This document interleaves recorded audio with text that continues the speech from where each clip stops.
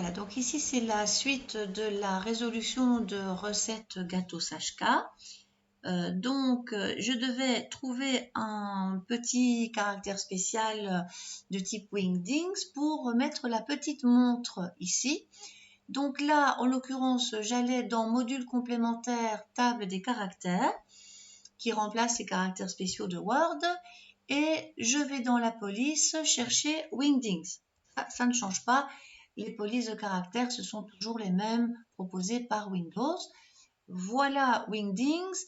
Je cherche un petit peu de mémoire. Je crois que la montre est un peu plus bas. Donc, je vais aller chercher ça. Voilà, j'en prends une et je l'insère en cliquant sur Insérer. Ok, je peux peut-être la mettre en plus grand, mais ça sera tout à l'heure. Encore une tabulation. Voilà. Pour rappel, si je veux placer mon taquet moi-même, il est là. Voilà, je n'inciterai pas beaucoup sur la tabulation dans cet exercice, mais on se rappelle le réservoir à taquet par ici, puis revenir à gauche. Ici, on a parfaitement le droit parce que c'est une tabulation toute simple. Oui, je vais taper mon texte et me dire que, bien sûr, comme je tape 1h15, ça ne doit plus être en Wingdings. Donc là, petite surprise, je vais sélectionner ce texte et évidemment le remettre en Arial. Ou je ne sais plus très bien en quoi c'était au départ. Je vais quand même le mettre en Arial. Voilà. Ok, donc j'ai comment continuer à taper. Donc dans recette, qu'est-ce que je dois faire? J'ai des étapes de recette. Enter pour ventiler, mélanger le tout tel quel, donc ne surtout pas taper étape 1, étape 2, ce seront des numéros. À chaque numéro va correspondre un Enter, donc je suis bien attentive à faire des Enter et pas des Magenter, ça je sais que c'est l'erreur classique. Le cuir à feu doux, c'est encore un Enter, donc je regarde bien chaque fois que je dois faire un Enter. Voilà, cuir à feu doux, thermostat 1, on revoit la petite montre là qui est là, donc je vais en profiter pour aller la copier-coller, puisque je l'ai déjà faite ici, un petit sélection, CTRL C, je vais dans mon cuir à feu doux, cliquer, taper le thermostat, je colle ma petite montre et je mets 160. Bon, bien sûr, là, je sens que je vais devoir directement remettre de l'Arial. Pas grave, je peux le faire en direct sans sélectionner. Et il va taper évidemment les caractères suivants en Arial. Donc ça illustre un petit peu tout ce qui peut arriver pendant qu'on tape. Alors, ce n'est pas le même caractère, mais ce n'est pas grave parce que je vais quand même de toute façon changer les caractères tout à l'heure pour tout le texte. Donc, je ferme ma parenthèse, je fais un Enter, j'efface l'espace qui semble s'être mis devant mon curseur, parce que si je ne le faisais pas, ça ne serait pas bien aligné tout à l'heure. Je continue. Comme je n'ai plus besoin de la table des symboles, je vais la fermer quand même, parce que au moins j'aurai un peu plus de place. Limite, je fais encore un petit zoom pour augmenter le confort de l'explication. Alors, le glaçage, rien à faire. Une tasse et demie de sucre impalpable, c'est bon.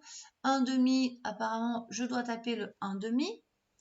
Là, je vais le taper concrètement comme ça. Tout à l'heure, j'irai voir si je trouve une alternative dans les caractères spéciaux. Le 1 demi, le 3/4, ça, ce n'est pas fondamental pour l'instant. Je change d'avis ici dans mon explication. Le 1 demi, le 3/4, j'ai été vérifié. Donc, dans la table des symboles, au niveau de la table classique, en descendant un petit peu, on a le 1 demi, le 3/4, tout ça. Donc, je vais faire ça bien. Je vais aller l'insérer directement. Comme ça sera plus joli. Donc, je clique sur le 1 demi. Je clique sur Insérer et apparaîtra mon joli demi-citron pressé. Il y a un petit espace. Là, je devrais arriver à mettre mon espace quand même. Voilà. Et je vais aller en profiter pour corriger le 3/4. Comme ça, c'est fait. Comme ça, c'est fait. Je descends encore un petit peu ici pour le retrouver. Le 3/4, je l'insère. Et voilà. Donc ça, c'est bon pour mes 3/4. Alors, pour le glaçage, mélanger, donc là il y avait encore aussi une petite numérotation, donc il faut avoir bien compris le fonctionnement comment dire, des puces, des numéros pour qu'on s'aperçoive qu'il faut faire un enter ou un magenta. Donc le mélanger en obtenant une crème bien épaisse, tourner régulièrement, ça apparemment il manque, le tourner régulièrement, mais si je veux qu'il y ait le numéro 1 à tourner régulièrement et qu'il revienne en dessous de la ligne, ça veut surtout dire que je dois le faire un magenta. Donc maj, enter, je vérifie que le petit coude est mis et je vais taper tourner régulièrement. Voilà, je pourrais faire un petit enter de plus si nécessaire. Je supprime les espaces en trop éventuellement. Voilà, on dit le gâteau de confiture. Alors là, c'est pareil, mais il faut le faire à partir du 2. Je vois qu'il y a un 2, et puis on passe à la ligne, mais on reste dans le même paragraphe. Donc, c'est magenta dans ce cas-ci.